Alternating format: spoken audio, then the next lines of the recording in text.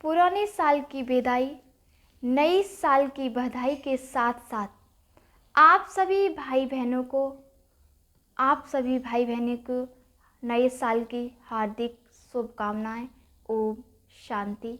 आज सुनते हैं बाबा के अव्यक्त महावाक्य। 1 जनवरी 2023 के अव्यक्त महावाक्य हैं। प्रातः मुरली ओम शांति। अव्यक्त बाप दादा रिवाइज मत। अव्यक्त वर्ष में लक्ष्य और लक्षण को समान बनाओ।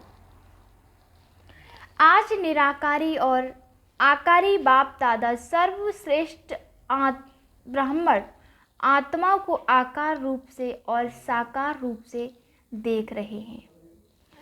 साकार रूप वाले आप सभी आत्माएं भी बाप के सम्मुख हो और आकारी रूपधारी बच्चे भी सम्मुख हैं।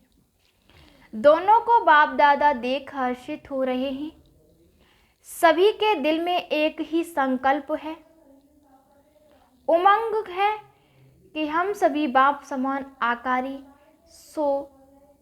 साकारी सो आकारी और आकारी सो निराकारी बाप समान बने। बाप दादा सभी के लक्ष्य और लक्षण को देख रहे हैं। क्या दिखाई दिया?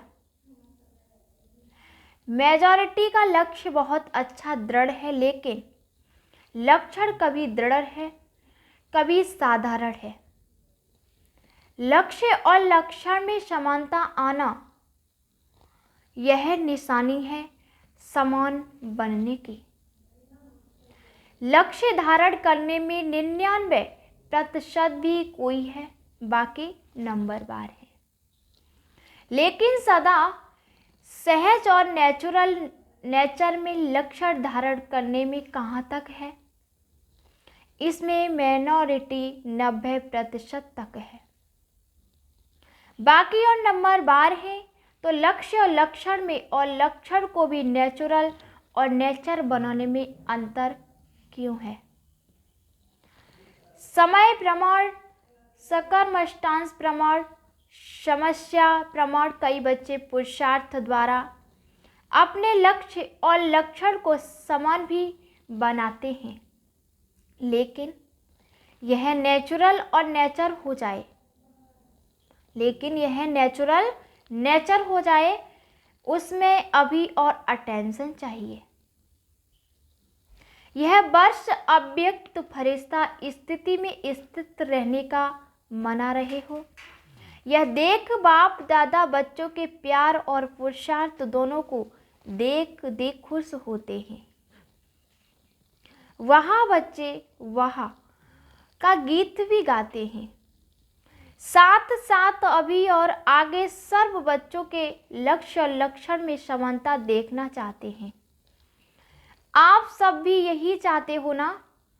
बाप भी चाहते हैं, आप भी चाहते हैं, फिर बीच में बाकी क्या है? वह भी अच्छी तरह से जानते हो। आपस में वर्कशॉप करते हो ना?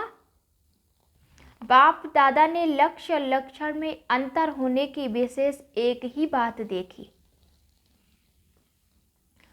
कौन सी देखी? चाहे आकारी फरिश्ता, चाहे निराकारी निरंतर, नेचर हो जाए, इसका मूल आधार है निरहंकारी बनना। अहंकार अनेक प्रकार का है।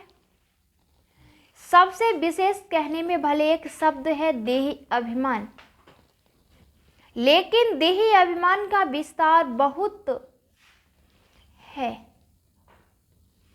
एक है मोटे रूप में देही अभिमान, जो कई बच्चों में नहीं भी है। चाहे स्वयं की देह, चाहे औरों की देह, अगर औरों की देह का भी आकर्षण है, वो भी देही अभिमान है। कई बच्चे इस मोटे रूप में पास हैं। मोटे रूप से देह के अहंकार आकार में लगा हुआ अभिमान नहीं है।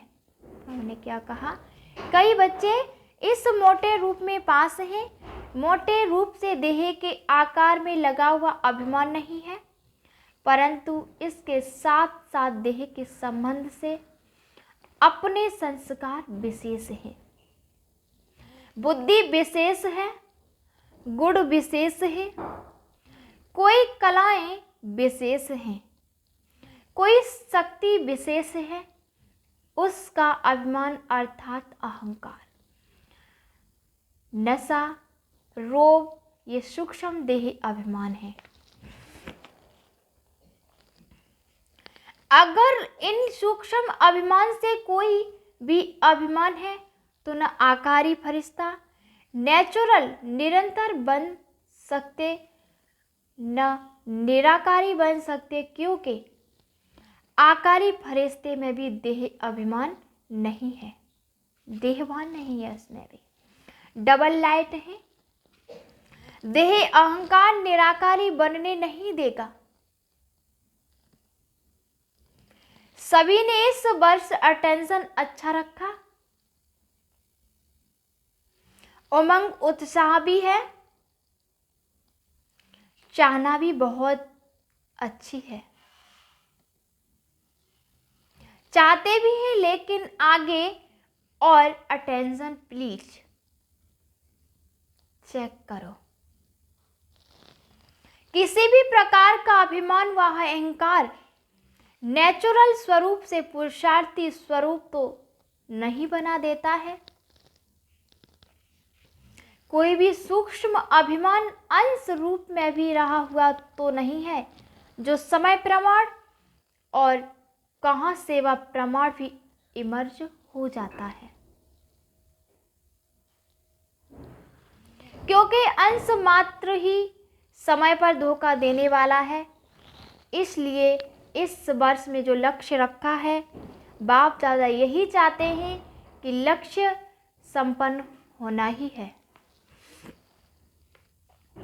चलते चलते कोई विशेष स्थूल रूप में उस दिन उस समय कोई भूल भी नहीं करते हो, लेकिन कभी कभी ये अनुभव करते हो ना कि आज वह भी नामालूम क्या है, जो जैसी खुशी होनी चाहिए वैसी नहीं है ना। तो मालूम आज अकेलापन व निराशा व व्यर्थ संकल्पों का अचानक तूफान क्यों आ रहा है। अमृत बेला भी किया, क्लास भी किया, सेवा भी, जॉब भी किया, परंतु ये क्यों हो रहा है? कारण क्या होता है? मोटे रूप को तो चेक कर लेते हो और उसमें समझते हो कि कोई गलती नहीं हुई, लेकिन सूक्ष्म अभिमान के स्वरूप का अंश सूक्ष्म में प्रकट होता है। इसलिए कोई भी काम में दिल नहीं लगेगी। वैराग्य उदास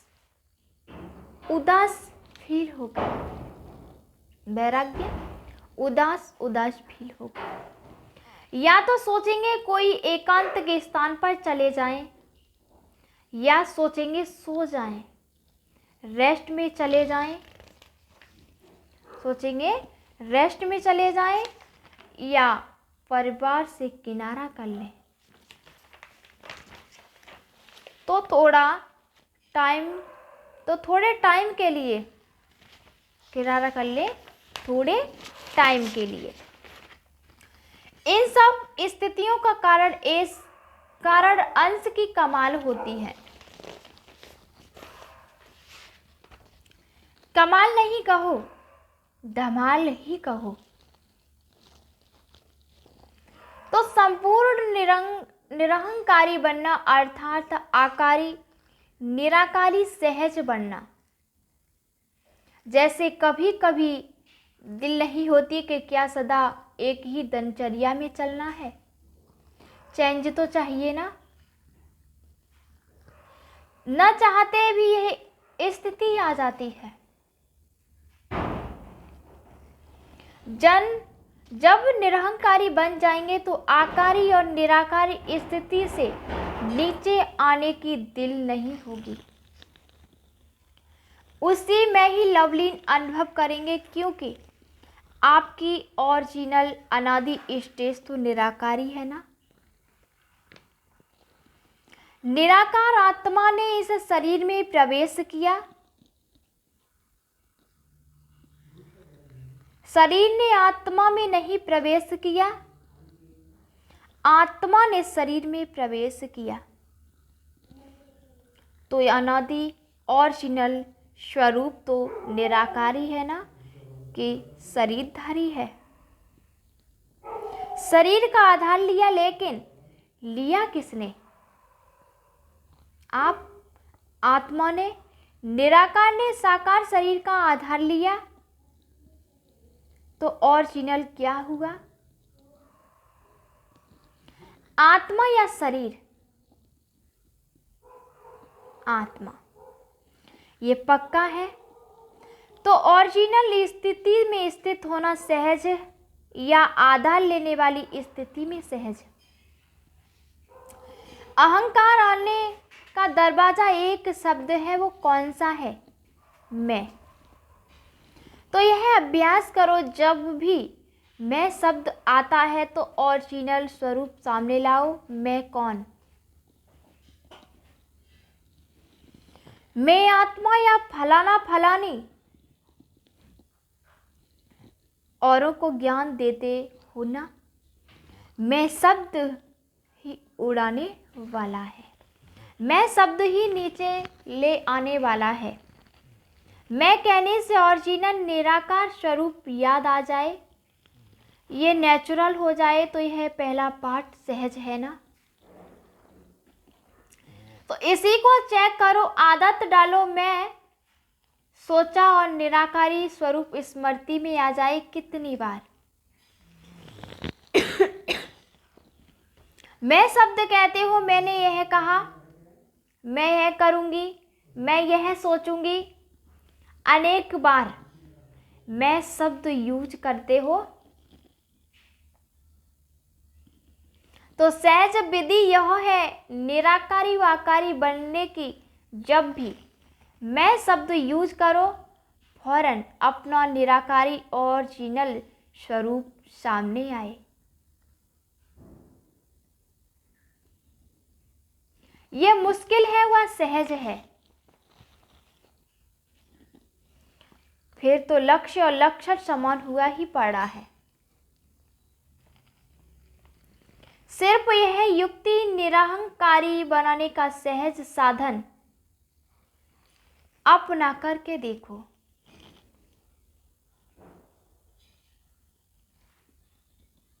यह देहभान का मैं समाप्त हो जाए, क्योंकि मैं शब्द ही देह अहंकार में लाता है। और अगर मैं निराकारी आत्मा स्वरूप हूँ, यह स्मृति में लाएंगे तो यह मैं शब्द ही देहभान से परे ले जाएगा। ठीक है ना। सारे दिन में 25-30 बार तो जरूर कहते होंगे, बोलते नहीं हो तो सोचते होंगे, मैं यह करूँगी, मुझे यह करना है। प्लान भी बनाते हो तो सोचते हो ना। तो इतने बार का अभ्यास आत्मा स्वरूप की स्मृति क्या बना देगी? निराकारी। निराकारी बन, आकारी फरिश्ता बन कार्य किया, और फिर निराकारी कर्म संबंध के स्वरूप से संबंध में आओ। संबंध को बंधन में नहीं लाओ, क्योंकि देही अभिमान में आना अर्थात कर्म बंधन में आना। देही संबंध में आना अर्थात कर्म संबंध में आना, दोनों में अंतर है। देह का आधार लेना और देह के बस होना, दोनों में अंतर है। फरिश्ता व निराकारी आत्मा देह का आधार लेकर देह के बंधन में नहीं आएगी। संबंध रखेगी लेकिन बंधन में नहीं आएगी। तो बाप दादा फिर इसी वर्ष में रिजल्ट देखेंगे कि निराकारी, आकारी फरिश्ते और निराकारी स्थिति में लक्ष्य और लक्षण कितने समान हुए। महानता की निशानी है निर्माणता।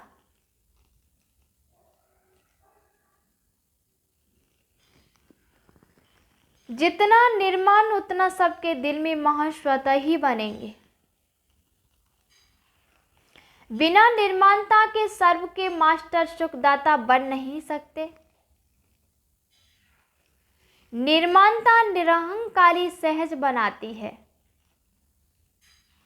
निर्माणता का बीज महानता का फल स्वतः ही प्राप्त कराता है और निर्माणता सबके दिल में दुआएं प्राप्त कराने का सहज साधन है।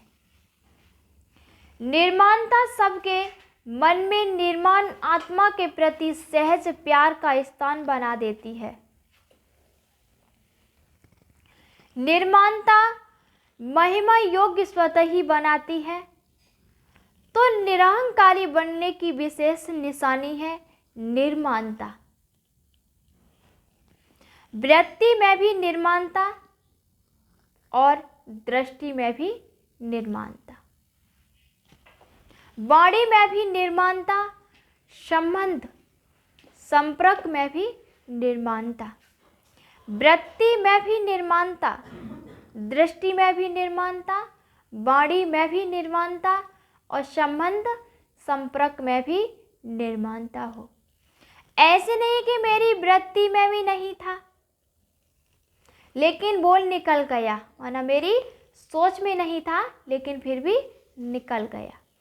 नहीं, जो वृत्ति होगी वो दृष्टि होगी, जो दृष्टि होगी वो वाणी होगी और जो वाणी होगी वही संबंध संपर्क में आएगा। चारों में ही चाहिए, तीन में है, एक में नहीं है तो भी अहंकार आने की मार्जिन है। इसको कहा जाता है फरिश्ता। तो समझा बाप दादा क्या चाहते हैं और आप क्या चाहते हो। चाहना दोनों एक की ही एक है, चाहना तो दोनों की एक ही है। अभी करना भी एक करो, बाबा ने क्या कहा, अभी करना है वो भी एक करो। अच्छा, आगे सेवा के नए नए प्लान क्या बनाएंगे। कुछ बनाया है, कुछ बनाएंगे, चाहे यह वर्ष चाहे आगा का जैसे वर्ष जैसे और प्लान सोचते हो कि भाषण भी करेंगे, संबंध संपर्क भी बढ़ाएंगे, बड़े प्रोग्राम भी करेंगे, छोटे प्रोग्राम भी करेंगे। तो यह तो सोचते ही हो, लेकिन वर्तमान समय के गति प्रमाण अभी सेवा की भी फास्ट गति चाहिए। वो कैसे होगी, वाणी द्वारा। संबंध संपर्क तो सेवा कर ही रहे हो ना, मनसा सेवा भी करते हो, लेकिन अभी चाहिए थोड़े समय में सेवा की सफलता ज्यादा हो। सफलता अर्थात रिजल्ट। उसकी विधि है कि वाणी के साथ साथ पहले अपनी स्थिति और स्थान के वाइब्रेशन पावरफुल बनाओ। जैसे आपके जड़ चित्र क्या सेवा कर रहे हैं, वाइब्रेशंस द्वारा कितने भक्तों को प्रसन्न करते हैं। डबल विदेशियों ने मंदिर देखे हैं, आपके ही तो मंदिर है ना, कि सिर्फ भारत वालों के मंदिर हैं। आपके चित्र सेवा कर रहे हैं ना, तो वाणी द्वारा भले करो, लेकिन अभी ऐसी प्लानिंग करो। वाणी के साथ साथ वाइब्रेशन की ऐसी विधि बनाओ जो बॉडी और वाइब्रेशन डबल काम करे। वाइब्रेशन बहुत काल रहता है। बॉडी से सुना हुआ कभी कभी कईयों को भूल भी जाता है, लेकिन वाइब्रेशन की छाप ज़्यादा समय चलती है। जैसे आप लोग अपने जीवन में अनुभवी हो कि कोई का उल्टा वाइब्रेशन अगर आपके मन में या बुद्धि में बैठ जाता है तो उल्टा कितना समय चलता है।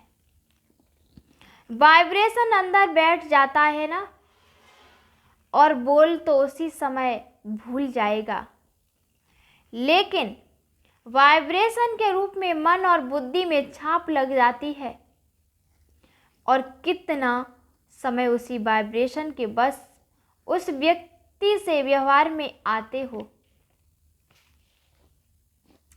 चाहे उल्टा हो चाहे सुलटा हो, लेकिन वाइब्रेशन मुश्किल से मिटता है। लेकिन यह रूहानी वाइब्रेशन फैलाने के लिए पहले अपने मन में बुद्धि में व्यर्थ वाइब्रेशन समाप्त करेंगे, तब रूहानी वाइब्रेशन फैला सकेंगे। किसी के भी प्रति अगर व्यर्थ वाइब्रेशन धारण किए हुए हैं तो रूहानी वाइब्रेशन नहीं फैला सकते, क्योंकि व्यर्थ वाइब्रेशन रूहानी वाइब्रेशन के आगे एक दीवार बन जाती है। चाहे सूर्य कितना भी प्रकाशमय हो, अगर सामने दीवार आ गई, बादल आ गए, एक दीवार बन जाती है। चाहे सूर्य कितना भी प्रकाशमय हो, अगर सामने दीवार आ गई, बादल आ गए, तो सूर्य के प्रकाश को प्रज्वलित होने नहीं देता। जो पक्का वाइब्रेशन है वो है दीवार, और जो हल्के वाइब्रेशन है वो है हल्के बादल या काले बादल। वो रूहानी वाइब्रेशंस को आत्माओं तक पहुंचाने नहीं देंगे। जैसे सागर में कोई जाल डालकर अनेक चीज़ों को एक ही बार इकट्ठा कर देते हैं, या कहाँ भी अपनी जाल फैलाकर एक समय पर अनेकों को अपना बना लेते हैं, तो वाइब्रेशंस एक ही समय पर अनेक आत्माओं को आकर्षित कर सकते हैं। वाइब्रेशंस वायुमंडल बनाते हैं। आगे की सेवा में वृत्ति द्वारा रूहानी वाइब्रेशन से साथ साथ सेवा करो, तभी फास्ट होगी। वाइब्रेशन और वायुमंडल के साथ साथ बॉडी की भी सेवा करेंगे तो एक ही समय पर अनेक आत्माओं का कल्याण कर सकते हो। बाकी प्रोग्राम्स के लिए आगे भी बनी बनाई स्टेज का प्रयोग और ज़्यादा करो, उसको और बढ़ाओ। संपर्क वालों द्वारा यह सहयोग लेकर इस सेवा की वृद्धि को प्राप्त कर सकते हो। सहयोगियों का सहयोग किसी भी विधि से बढ़ाते चलो तो स्वतः ही सेवा में सहयोगी बनने से सहज योगी बन जाएंगे। कई ऐसी आत्माएं होती हैं जो सीधा सहयोगी नहीं बनेंगी, लेकिन सहयोग लेते जाओ, सहयोगी बनाते जाओ, तो सहयोग में आगे बढ़ते बढ़ते सहयोग उन्हीं को योगी बना देता है। तो सहयोगी आत्माओं को और स्टेज पर लाओ, सहयोगी आत्माओं को स्टेज पर लाओ, उन्हों का सहयोग सफल करो। समझा क्या करना है? कोई एक आत्मा भी सहयोगी बनती है तो वह आत्मा प्रैक्टिकल में सहयोग लेने से देने से प्रत्यक्ष दुआओं से सहज आगे बढ़ती है और अनेकों को सेवा के निमित्त बनती है। साथ साथ वर्ष में मास मुकर्रर करो। कुछ मास विशेष स्वयं के पुरुषार्थ हुआ श्रेष्ठ शक्ति धारण करने के अभ्यास के, जिसको आप तपस्या, रिट्रीट या भट्टियाँ कहते हो। हर एक देश के प्रमाण 2-2 मास फिक्स करो, जैसे सीजन हो। 2 मास तपस्या के, 2 मास छोटी छोटी सेवाओं के, 2 मास बड़े बड़े रूप की सेवाओं के, ऐसे फिक्स करो। ऐसे नहीं कि 12 मास सेवा में इतने बिजी हो जाओ जो स्वयं की प्रगति के लिए टाइम कम मिले। जैसा देश का सीजन हो। कई समय ऐसे होते हैं जिसमें बाहर की विशेष सेवा नहीं कर सकते, वो समय अपने प्रगति के प्रति विशेष रूप से देखो। सारा साल सेवा नहीं करो, यह भी नहीं हो सकता। सारा साल सिर्फ तपस्या करो, यह भी नहीं हो सकता।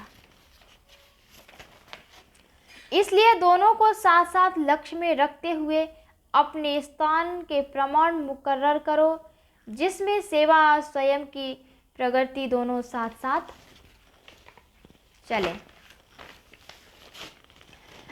अच्छा, इस वर्ष की सीजन की समाप्ति है। समाप्ति में क्या किया जाता है? समाप्ति में 1-2 को समारोह किया जाता है और दूसरा आध्यात्मिक बातों में स्वाहा किया जाता है। तो अभी स्वाहा क्या करेंगे? एक बात विशेष, मन बुद्धि से स्वाहा करो, वाणी से नहीं। सिर्फ पढ़ लिया वह नहीं, मन बुद्धि से स्वाहा करो। फिर देखो स्वयं और सेवा में तीव्र गति कैसे होती है।